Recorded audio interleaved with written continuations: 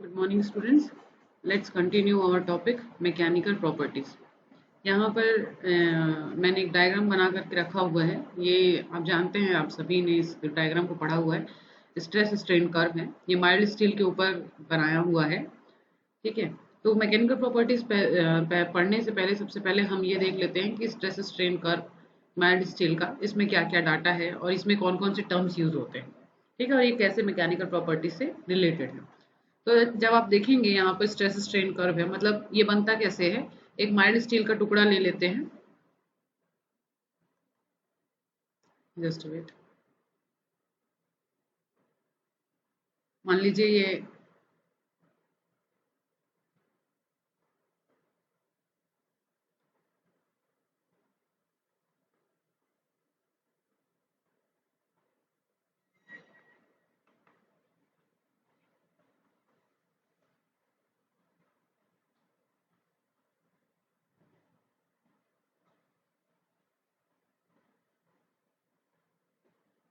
एक mild steel का टुकड़ा ले लेते हैं हम। मान लीजिए ये हमारा एक माइल्ड स्टील है, ठीक है।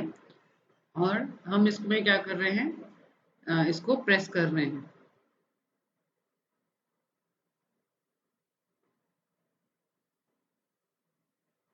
एक मशीन का इस्तेमाल करके हम इसको प्रेस कर रहे हैं। ये हमारा प्रेस है। ये जो पोर्शन आपको नजर आ रहा है ये प्रेस है, ठीक है।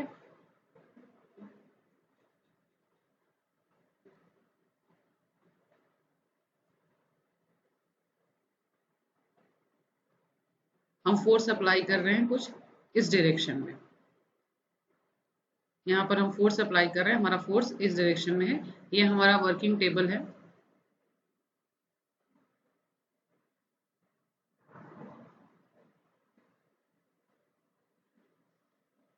वर्क बेंच है जहां पर हमने अपने जॉब को रखा हुआ है।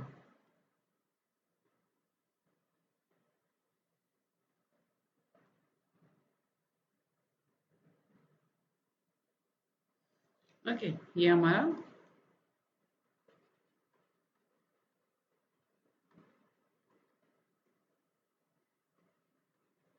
वर्क बेंच, ये वर्क बेंच है। और जैसा मैंने बताया ये हमारा प्रेस है और ये हमारा माइल्ड स्टील का टुकड़ा है। अभी हम इसको क्या कर रहे हैं, एक फोर्स अप्लाई कर रहे हैं। यहाँ पे हमने इसको कंप्रेसिव फोर्स लगाया है, जिसकी वजह से अब क्या होगा, दबाव की वजह से क्या होगा कि ये जो माइल्ड स्टील है ये धीरे धीरे फैलता चला जाएगा, दबता चला जाएगा और फैलता चला जाएगा। तो इससे क्या होगा, इसकी जो थिकनेस है, ये जो इसकी मोटाई है ये कम होती जाएगी, ये पतला होता चला जाएगा और जो इसकी लंबाई है वो बढ़ती चली जाएगी। तो इसी के आधार पर, इसी एक्सरसाइज पर ये स्ट्रेस स्ट्रेन कर्व को यहाँ पर बनाया जाता है।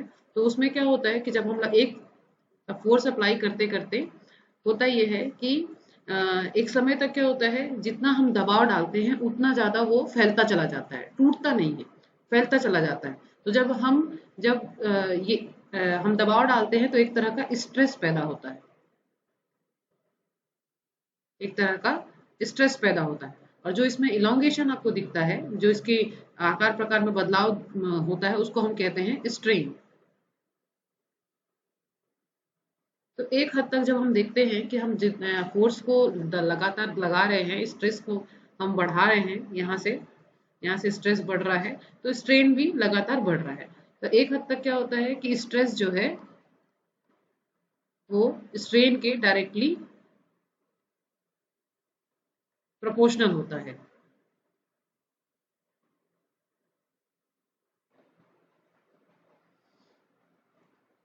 इस कर्व को हम समझने की कोशिश करते हैं यहाँ पर। अब जैसे मैंने बताया कि ये टेंसाइल फोर्स हम यहाँ पर लगा रहे हैं, और सॉरी कंप्रेशन फोर्स हम यहाँ पे लगा रहे हैं, जिसकी वजह से इसके डायमेंशंस में चेंज आएगा। ठीक है, तो जब हम इसमें दबाव, आप मान लीजिए कि जब ये नो लोड कंडीशन पे है, इसमें कोई लोड नहीं लगाया गया है, तब इसका पोजीशन यहाँ पर है।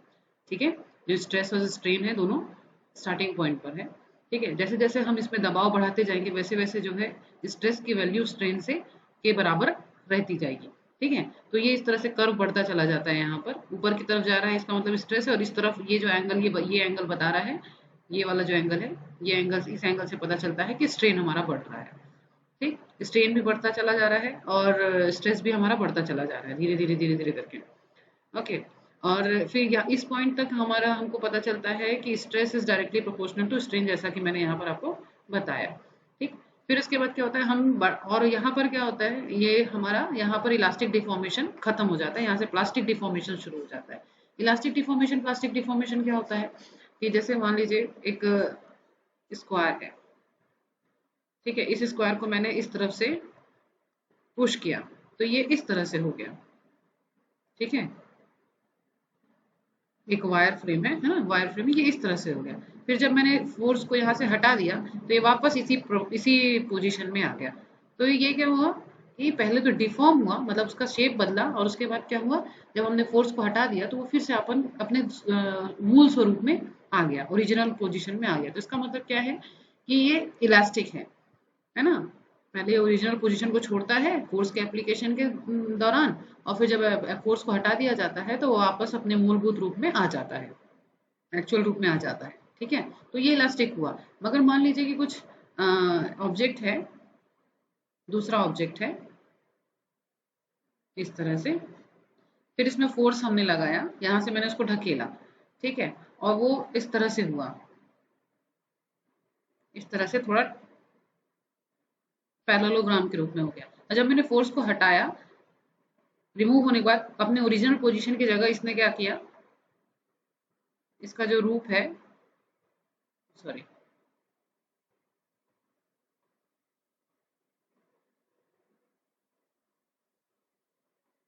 इसका जो रूप है वो कुछ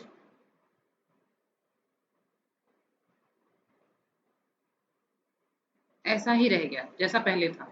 ठीक है, थोड़ा सा उससे कम, मगर उसी तरह का। तो ये क्या होगा, ये हो जाता है प्लास्टिक डिफॉर्मेशन। इसको हम कहते हैं प्लास्टिक डिफॉर्मेशन। मतलब क्या है, अब ये अपने ओरिजिनल रूप में आ नहीं पाएगा। ठीक है, तो किसी भी तरह के परमानेंट डिफॉर्मेशन को, डिफॉर्मेशन का मतलब होता है बदलाव, चेंजेस, है ना, डिफॉर्म होना। तो किसी भी तरह के परमानेंट डिफॉर्मेशन को हम प्लास्टिक डिफॉर्मेशन कहते हैं। तो यहाँ से स्टार्ट हो जाता है आपका प्लास्टिक डिफॉर्मेशन। तो यहाँ पर ये जो बी पॉइंट है ये होता है आपका अपर यील्ड स्ट्रेस पॉइंट। ठीक है, यहाँ से अब आपका जो प्लास्टिक डिफॉर्मेशन है वो परमानेंट हो गया है। फिर यहाँ पर आता है, फिर यहाँ पे स्ट्रेस की वैल्यू कम होती जाती है। ओके, और स्ट्रेन लगातार बढ़ता चला जा रहा है। तो और मतलब आप स्ट्रेन बढ़ने का मतलब क्या है, ये पतला होता जा रहा है। आपका जो शीट है ये पहले अभी ऐसा था और अब हो जाएगा, अब इसका रूप जो है इस तरह से चपटा हो गया। ठीक है, फिर ये और बदलेगा, और पतला होता जाएगा, ऐसा होता जाएगा, फिर और पतला होता जाएगा, जैसे जैसे हम दबाते जाएंगे, फिर एक पॉइंट पे एकदम पतली शीट की तरह हो जाएगा। फिर क्या होगा, फिर ये जो शीट जो है यहाँ से क्रैक आ जाएंगे उसमें। ठीक है, और ये फिर क्या होगा, ये शीट जो है टूट जाएगी दो भाग में। तो ये जो पूरा प्रोसेस है, इस दौरान ये हम जो इसी इसी दौरान हम इसको स्ट्रेस और स्ट्रेन का कर्व बनाते जाते हैं। अब यहाँ से क्या हुआ, हमने प्रेस करना शुरू किया, यहाँ पे प्लास्टिक बिहेवियर शुरू हो गया। ठीक है, और ये डी है आपका अल्टीमेट स्ट्रेस पॉइंट, यहाँ पे स्ट्रेस सबसे ज्यादा है, और जैसे ही डी पे पहुंचा उसके बाद और हम बढ़ाएंगे तो स्ट्रेस कम हो जाएगा, क्योंकि वहां पर ब्रेकिंग शुरू हो जाती है। डी पॉइंट से जो है ब्रेकिंग पॉइंट शुरू हो जाता है। नेकिंग यहाँ पे लिखा हुआ देखिए। ठीक है, नेकिंग मतलब होता है पतला हो जाना। ठीक, वहां पर और शीट पतला हो जाएगा और वहां पर टूटने लायक हो जाएगा, इतना लचीला हो जाएगा कि टूट जाएगा। तो यहाँ पर ये देखिए, ये जो प्रोपोर्शनल लिमिट है, यील्ड स्ट्रेस पॉइंट है, लोअर यील्ड स्ट्रेस पॉइंट है, स्ट्रेस पॉइंट है, फ्रैक्चर है, ये सारी चीजें क्या है, ये सब मैकेनिकल प्रॉपर्टी को बताती है। ठीक है, इसलिए मैंने आपको यहाँ पर स्ट्रेस और स्ट्रेन करके बारे में बताया है। तब एक एक करके हम मैकेनिकल प्रॉपर्टी, इनके अलावा और कौन कौन सी मैकेनिकल प्रॉपर्टी है इसको हम जानेंगे। तो हम देखते हैं types of mechanical properties.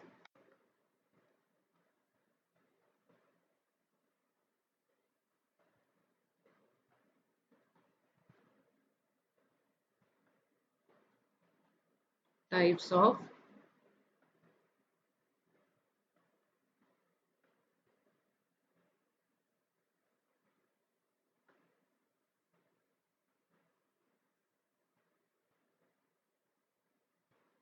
Mechanical properties.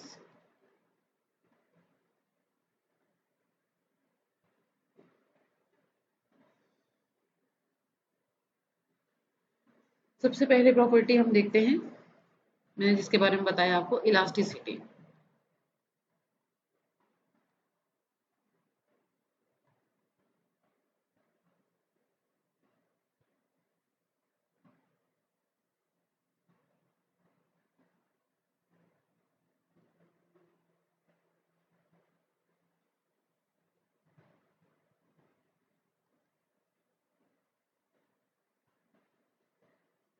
ठीक है, इलास्टिसिटी इलास्टिसिटी के बारे में बताया मैंने कि किसी भी ऑब्जेक्ट के ऊपर में कोई भी सॉलिड, ठीक है, लोड होने के बाद, लोड होने मतलब फोर्स एप्लीकेशन के बाद, सॉलिड को हमने लोड कर दिया,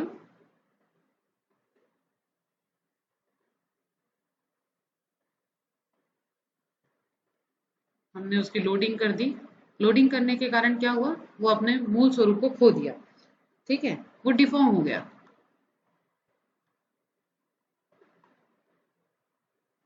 डिफॉर्मेशन उसमें हुआ, ठीक है, फिर हमने उसको अनलोड कर दिया,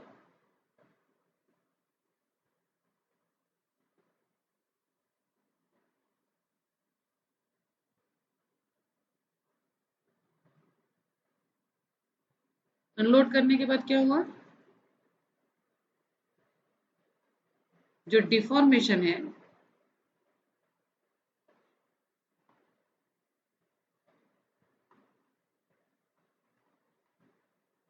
वो डिसअपियर हो गया,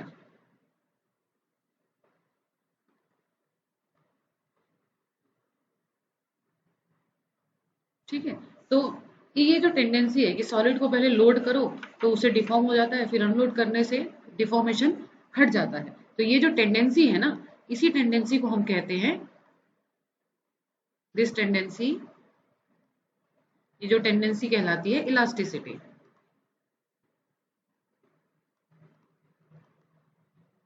ओके, तो इलास्टिसिटी को हम कैपिटल ई से बताते हैं, तो कैपिटल ई इक्वल्स टू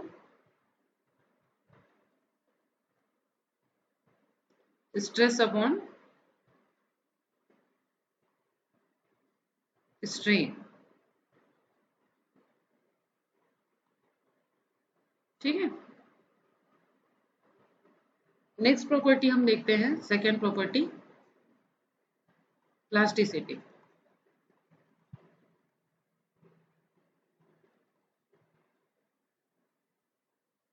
ठीक है, इसका एक मैं आपको फिर से एक एग्जांपल देती हूँ, ये एक स्क्वायर है हमारे पास में, ठीक है, इसमें हमने फोर्स अप्लाई किया, फोर्स अप्लाई करने से क्या हुआ, ये लेयर बाय लेयर जो है कुछ इस तरह से, इसके एक एक लेयर जो है खंडित हो गए और टूट गए, ये कुछ इस तरह से हो गया, ठीक। फिर जब हमने इसमें से फोर्स को हटाया, हमने फोर्स को इसमें से हटाया, तो हम कायदे से वो फिर से स्क्वायर में बदल जाना चाहिए, मगर स्क्वायर में बदलने के बजाय ये क्या होता है कि हल्का सा डिफॉर्म हो जाता है,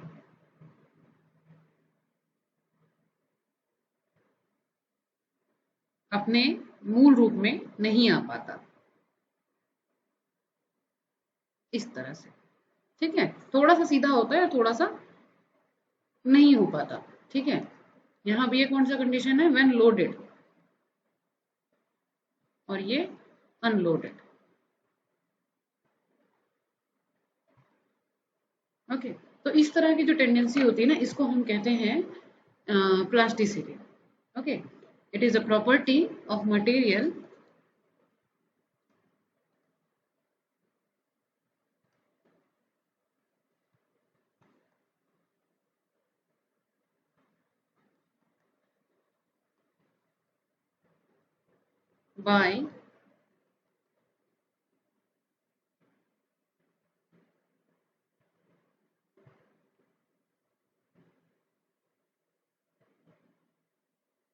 by virtue of which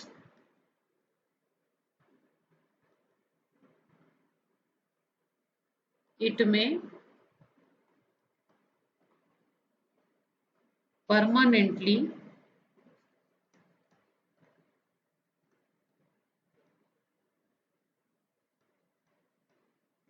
deform. ठीक है, नेक्स्ट हम देखते हैं toughness, third mechanical property.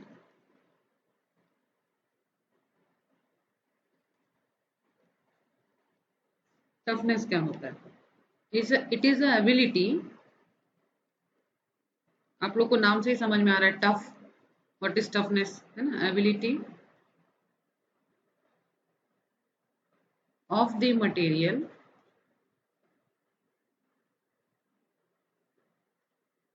to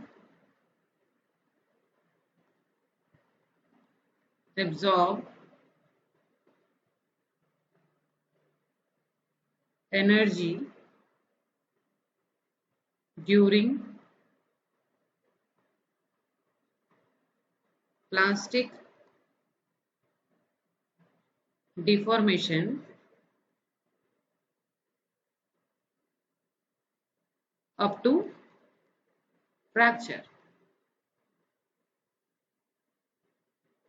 मतलब क्या है, कोई भी किसी भी आइटम को आप कैसे बोलेंगे कि ये टफ है? आप क्या कर रहे हैं, उसको बार बार उसको तोड़ ठोक रहे हैं, ठीक है, किसी भी ऑब्जेक्ट को आप पीट रहे हैं, पीटने के बाद भी वो टूट नहीं रहा है, ठीक है, वो क्या कर रहे हैं, जो एनर्जी आप उसमें ट्रांसफर कर रहे हैं पीटने के दौरान, उसको वो एब्जॉर्ब करता जा रहा है, एब्जॉर्ब करता जा रहा है, ठीक है, और जब जितना टाइम उसको लग रहा है उसी एबिलिटी को बोलते हैं, ठीक है, उस एब्जॉर्प्शन एबिलिटी को ही बोलते हैं हम लोग टफनेस।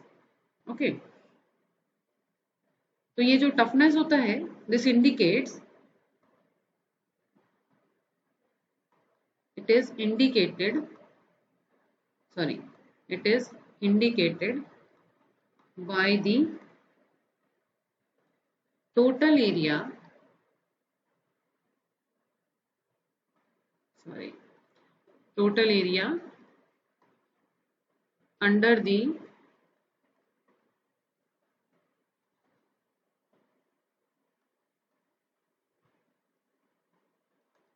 materials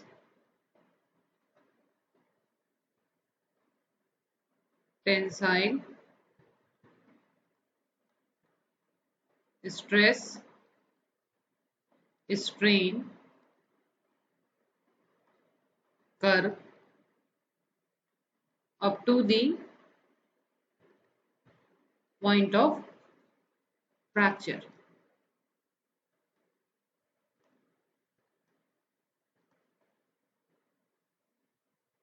ठीक है, इसको हम कहते हैं टफनेस।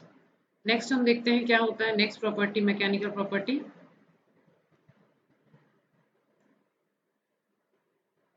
फोर्थ है टेंसाइल स्ट्रेंथ।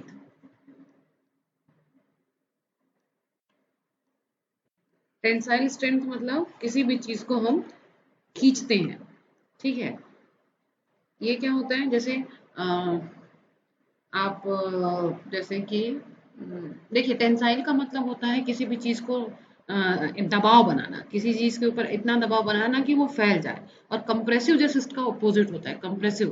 कंप्रेसिव का मतलब होता है किसी चीज को दबाना कि वो सिकुड़ जाए, ठीक है, टेंसाइल का मतलब होता है फैलाना, और कंप्रेस का मतलब होता है उसको दबा सिकुड़ना, ठीक है, तो इसको हम कैसे डिफाइन करेंगे टेंसाइल स्ट्रेंथ को? टेंसाइल स्ट्रेंथ को हम बोलेंगे the ratio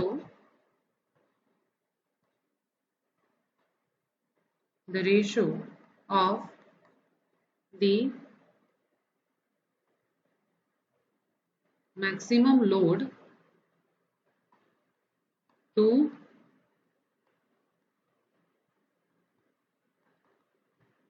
original cross section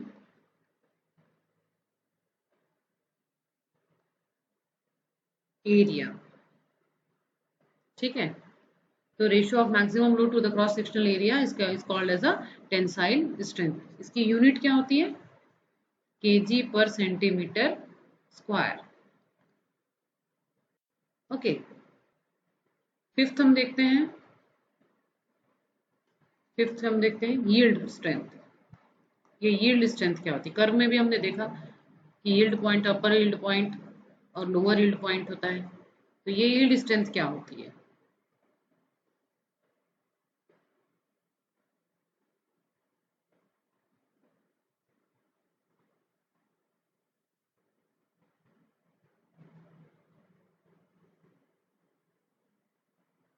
yield strength क्या होती है? देखिए क्या होता है, किसी भी चीज को हम जब टेंसाइल फोर्स किसी भी चीज के ऊपर अप्लाई करते हैं तो वो क्या होता है, इलोंगेशन उसमें शुरू हो जाता है। इलोंगेशन का मतलब क्या? फैलना। ठीक है, उसकी लेंथ जो है आपस में बढ़ने लग जाती है और क्योंकि उसमें स्ट्रेस जो है इंक्रीज हो रहा है। ओके, तो ऐसा होता है कि जब हम लगातार टेंसाइल स्ट्रेंथ को बढ़ाते चले जाते हैं तो एक पॉइंट ऐसा आता है जहां पर कि जो इलोंगेशन है वो एकदम से बढ़ जाती है, एकदम अचानक से झटके से इतनी बढ़ जाएगी, ठीक है, कि हम उसको वापस नहीं ला सकते। तो उस पॉइंट पे जहां पर वो एकदम से बढ़ता है, स्ट्रेच जो रहता है, जो स्ट्रेचिंग होती है वो जहां पर एकदम से बढ़ जाती है, उस पॉइंट को हम कहते हैं यील्ड स्ट्रेंथ। तो जो फर्स्ट पॉइंट होता है जहां से स्टार्ट होता है एकदम से बढ़ना, ठीक है, उसको हम कहते हैं अपर यील्ड पॉइंट, और जहां पर खत्म होता है उसको हम कहते हैं लोअर यील्ड पॉइंट। ओके, तो यहाँ पर जो यील्ड स्ट्रेंथ होती है वो क्या बताती है हमको? It represents,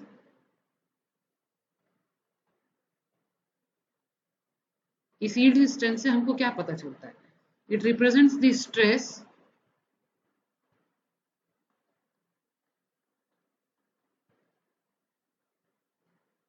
below which the deformation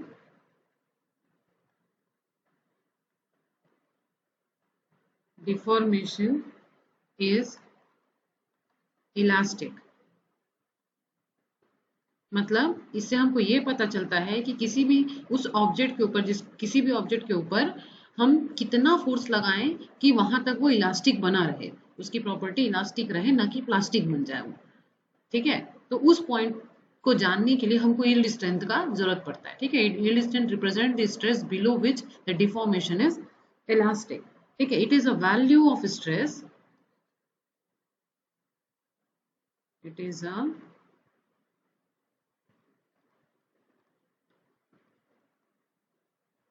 value of stress at which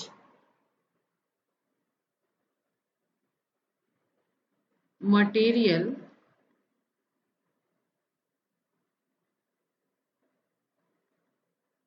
exhibits a specified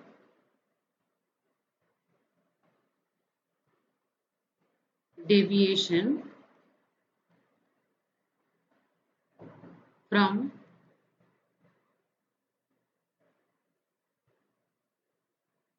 proportionality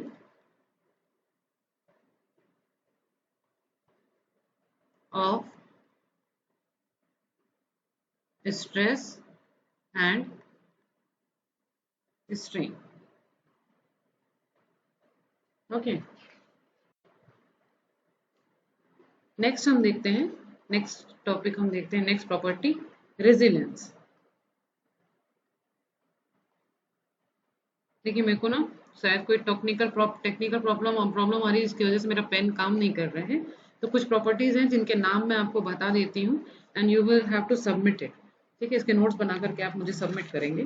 तो सिक्स प्रॉपर्टी हो गया रेजिलेंस, सेवेंथ हो गया impact strength,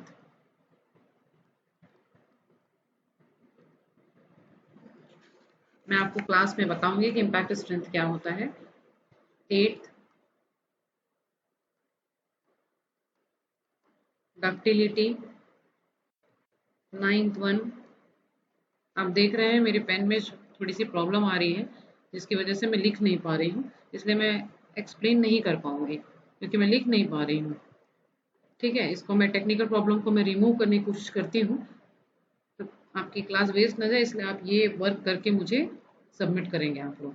next is brittleness, 11th one hardness, देखिए लिख ही नहीं रहा है। ओके, फिर 12th प्रॉपर्टी इज फटीग,